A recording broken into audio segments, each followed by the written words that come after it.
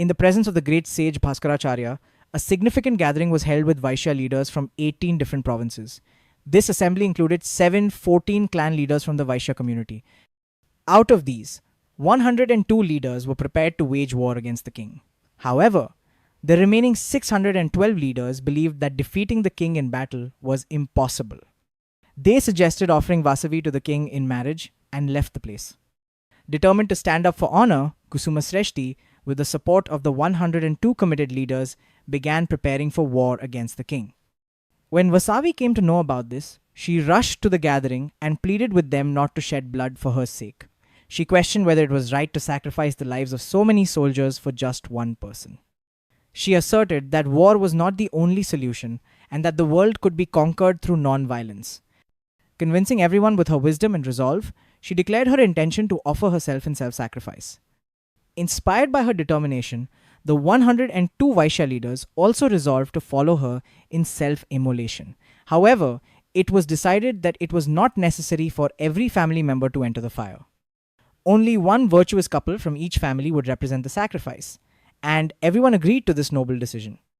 Bhaskaracharya prepared 103 sacred fire pits along the banks of the Godavari river.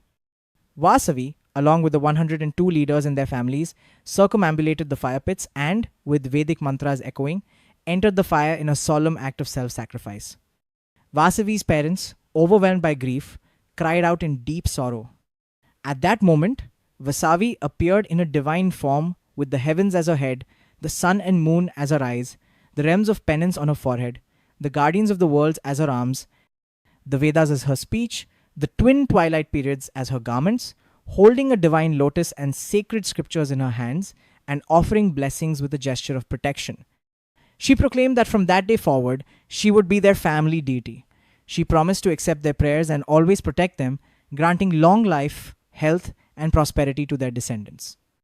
Meanwhile, the king Vishnuvardhana, who had just crossed into the borders of Penugonda, heard this shocking news like a thunderbolt. He collapsed on the spot, his head shattered into 1,000 pieces, and died instantly. To preserve the honor of her community, Vasavi had sacrificed her life as a virgin. She was revered as Vasavi Kanyaka Parameshwari, and in her honor, a magnificent temple was built in Penugonda. This temple, with its 6-tiered gopuram, is adorned with vibrant colors and exquisite sculptures.